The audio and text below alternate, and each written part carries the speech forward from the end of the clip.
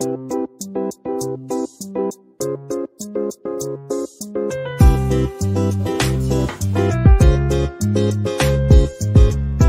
Ingredients তো শিম আছে। এছাড়া যেগুলো নিয়েছি সেগুলোর সঙ্গে একটু পরিচয় করিয়ে দিই। দেখুন এখানে আছে পেঁয়াজটা গ্রেট করা আছে। পেঁয়াজটা কিন্তু মিডিয়াম সাইজের একটাই আছে। এটা আছে 1 থেকে 1.5 চামচ মতো বেসন নিয়েছি। আর এটা হচ্ছে রসুন কিন্তু একটু বেশি লাগবে। আর এটা একটা মিডিয়াম সাইজের টমেটোর একটা পিউরি আছে, আর কাঁচা লঙ্কা আছে। এছাড়া কিছু মশলা লাগবে, সেই মশলাগুলো বলে দিই একটু। হলুদ 1/3 টিস্পুন, 1/3 টিস্পুন আছে জিরের গুঁড়ো কম দেবো। আর ধনের গুঁড়ো আছে 1.5 চামচ, মানে 1.5 টিস্পুন, কিন্তু টিস্পুনের মাপে। আর এখানে আছে 1/2 চামচ মতো লঙ্কার গুঁড়োটা একটু বাড়ানো কমানো করতে পারেন। যদি ঝাল বেশি খান তাহলে বেশি দেবেন, আর যদি কম খান তাহলে আরো কম দেবেন। আর এখানে নিয়েছি দেখুন একটু সর্ষে আর জিরে, এটা ফোড়নে যাবে। অল্প তেল দিয়ে প্রথমে আমি আগে শিমগুলোকে ভাজবো, একদম কম তেলে ভাজবো, খুব বেশি তেল দেওয়ার দরকার নেই। এতে শিম এমনিতেই নরম সবজি, এমনিতেই গলে যাবে।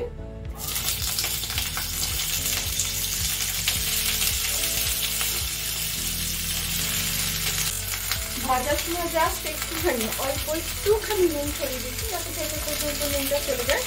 এবার ভাজাটা খুব সুন্দর হবে। অল্প আছে একটু ঢাকা দিয়ে ভাজবো কিছুক্ষণ, তারপর দেখাচ্ছি নেক্সট স্টেপ।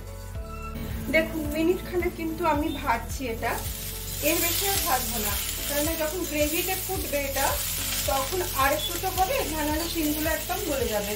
সেই জন্য আর ভাজবো না। এবার এটাকে তুলে নিচ্ছি একটা জায়গায়।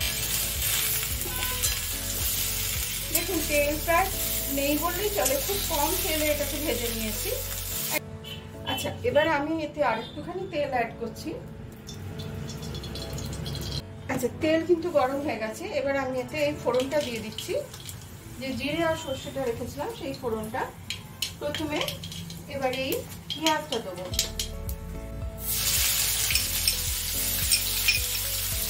পেঁয়াজটা একটু ভাজতে হবে, একটু হালকা কালার আসা পর্যন্ত ভাজতে হবে, একটু গোল্ডেন ব্রাউন হোক, তারপরে দেখাচ্ছি। আচ্ছা দেখুন আমি পেঁয়াজটা একটু ফাঁক করে দিয়েছি। এবং এই যে জায়গাটা আছে, এই জায়গাটা তেলটা কি আঁচটা কিন্তু হাই ফ্লেমে করা আছে। এই বেসন দেবো, এই বেসনটাও না এই পেঁয়াজের সঙ্গে ভাজতে হবে। বেসনে আমার কাঁচা গন্ধ না থাকে। পেঁয়াজ আর বেসন একসঙ্গে একটু হালকা গোল্ডেন ব্রাউন কালার চলে এসেছে। এইরকম পর্যায়ে এবার দেবো রসুনটা। দেখুন এটা থেকে পেঁয়াজ আর রসুন থেকে তেল ছাড়তে আরম্ভ করে দিয়েছে। এবার দিচ্ছি এই টমেটো পিউরিটা, যেটা বাড়িতে আমি বানিয়ে রেখেছি, একটা মিডিয়াম সাইজের টমেটোকে। এবার এটাকে নিয়ে আস্তে আস্তে নাড়তে হবে। যতক্ষণ এর থেকে একটু তেল ছাড়তে আরম্ভ করছে ততক্ষণ ওই মশলাগুলো দেবো না, একটু পরে দেবো। মশলাগুলো দেখালাম, সেই মশলাগুলোকে জল দিয়ে গুলে রেখেছি। এই যে ঘোলটা আছে মশলার, এটা একটু ঢেলে দিচ্ছি মশলার পেস্টটা। ব্যাস এবারে যতক্ষণ না তেল ছাড়ছে ততক্ষণ পর্যন্ত এটাকে আস্তে আস্তে ভাজতে হবে। তারপরে শিম মেশাবো, এখন শিম মেশাবো না। আন্দাজ মতো নুন দিয়ে দিই। নুন দিলে ভাজাটাও ভালো হবে। মশলাটা একটু হালকা ঢাকা দিয়ে ভাজবো।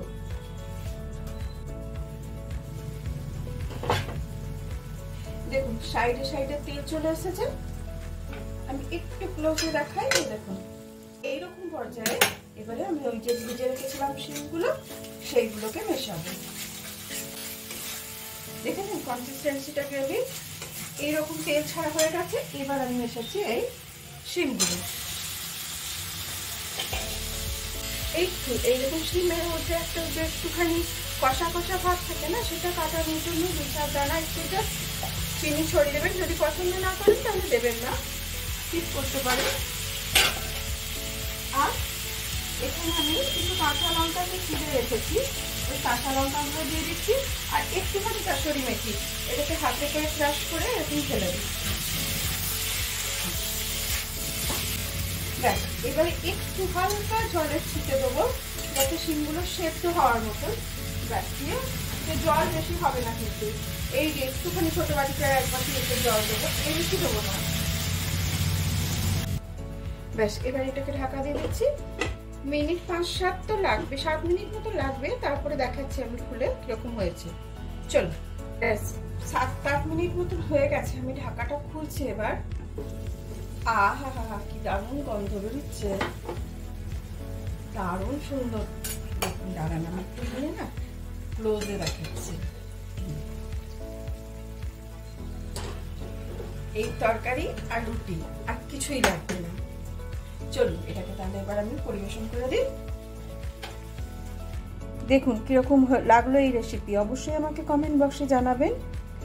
আর আমার চ্যানেলে যে সমস্ত দর্শক বন্ধু নতুন দর্শক, তাদের কাছে আমার বিশেষ অনুরোধ রইল, আমার চ্যানেলটিকে প্লিজ সাবস্ক্রাইব করবেন। আর যে সমস্ত দর্শক বন্ধু এই রেসিপি ফেসবুক পেজ থেকে দেখছেন, তাদের কাছেও অনুরোধ রইল, তারা প্লিজ ফলো করবেন। ধন্যবাদ।